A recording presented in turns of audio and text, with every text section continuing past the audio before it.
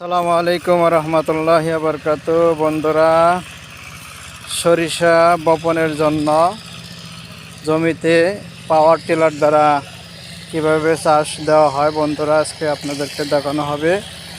বন্ধুরা, রোপামন ধানের পর সরিষার আবাদ বৃদ্ধি, তেল জাতীয় প্রকল্পের তেল ফসলের আবাদ বৃদ্ধির লক্ষ্যে কৃষক ভাইরা কিভাবে জমিতে চাষের মাধ্যমে সরিষা বপন করে থাকে তা আপনারা দেখতে পাচ্ছেন। বন্ধুরা, এই যে দেখেন, পাওয়ার টিলারের মাধ্যমে জমি প্রস্তুতি চলছে।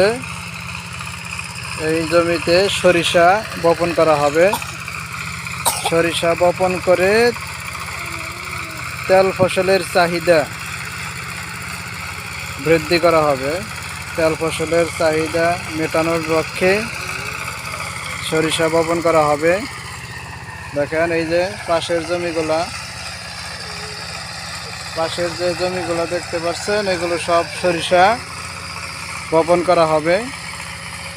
এগুলোতে স্বল্প জীবনকাল সম্পন্ন সরিষার চাষ করা হবে, বাড়ি সরিষা 14, যাতে তারা আবার পুনরায় বড় চাষ করতে পারে।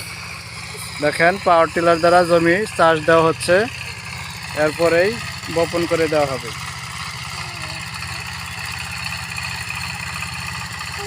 দেখেন কীভাবে চাষ দেওয়া হচ্ছে। তো এক সপ্তাহের ভিতরে কৃষক ভাই বোনেরা, আপনারা যারা সরিষা চাষ করবেন, এক সপ্তাহের ভিতরে সরিষা জমিতে বপন করেন, কারণ সরিষা চাষের সময় চলে যাচ্ছে। দ্রুত সরিষা বপন না করলে বড় চাষাবাদে আপনাদের ক্ষতি হয়ে যাবে, কারণ বড় চাষাবাদ দেরি হয়ে যাবে। আর বড় চাষ দেরি হয়ে গেলে ফলন কমে যাবে। দেখেন, পাওয়ার টিলার দ্বারা কীভাবে জমি প্রস্তুতি চলছে। 2টি চাষ দেওয়া হচ্ছে, 2টি চাষের পরেই সরিষা বপন করে দেওয়া হবে। সরিষা বপন করার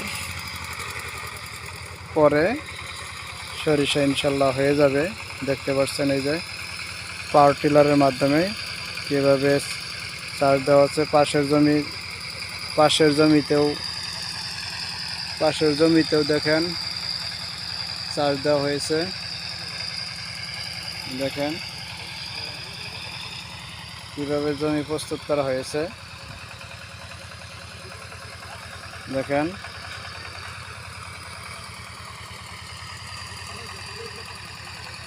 সুন্দর করে ওই যে পাশের যে জমিটা দেখতে পাচ্ছেন, এখন ওইটাতে চাষ দেওয়া হবে। এখানে যে জমিগুলো দেখতে পাচ্ছেন, সবগুলো জমিতেই ইনশাল্লাহ সরিষা চাষ হবে।